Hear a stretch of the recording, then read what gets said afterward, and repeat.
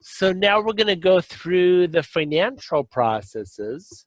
What happens is all the subledgers that generated transactions generated these transactions that show up in general ledger.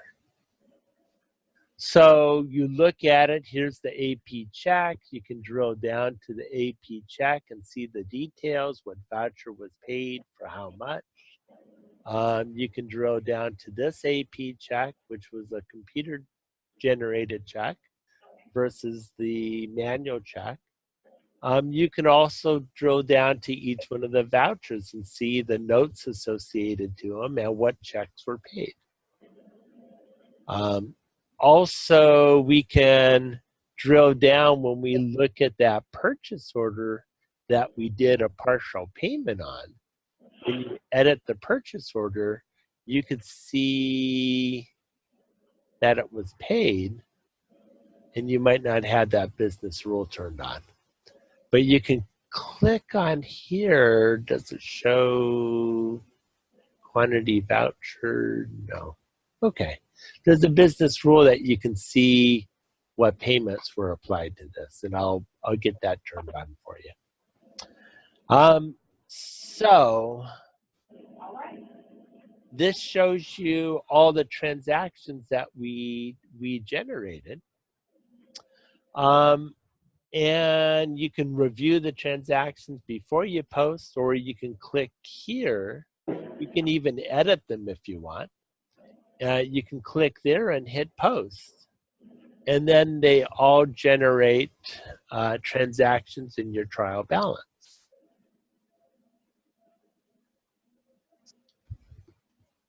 Okay, so then you can see all the debits and credits and your totals that show up on trial balance. Now, you realize for financials, we probably need to set beginning balances up and all that other type of stuff. So that's something we need to set up.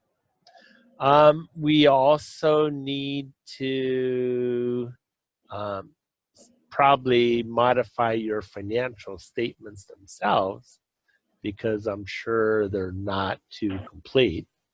But with the few chart of accounts, and I'm sure they're outdated, some of them. Correct. So this is stuff that we can get started. And I'm sure you have like ending balances for 2018.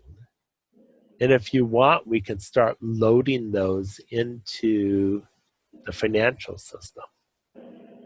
Okay. Let me look at what we have here. Fiscal period. So looks like you have 2016, 17, 18, and 19. But if we start with 2018 ending balances, they can be entered into this GL entry, which is where you just do journal entries.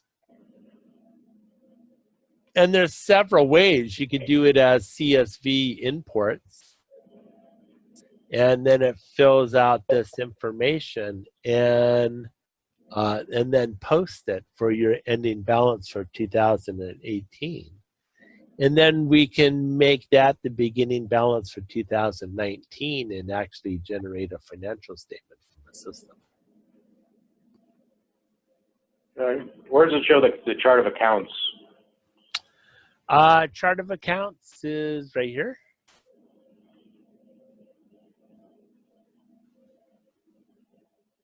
And these were the ones that were created a long time ago. Yeah.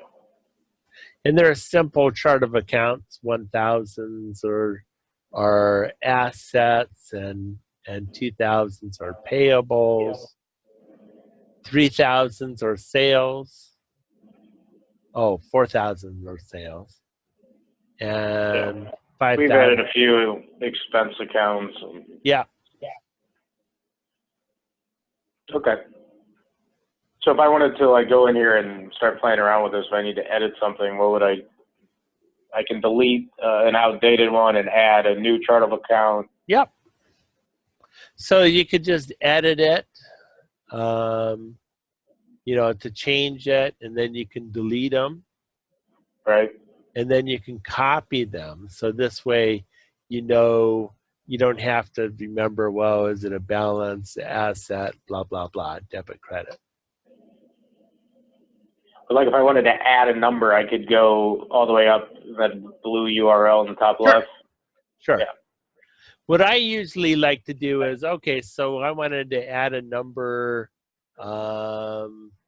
in the balance sheet liability section.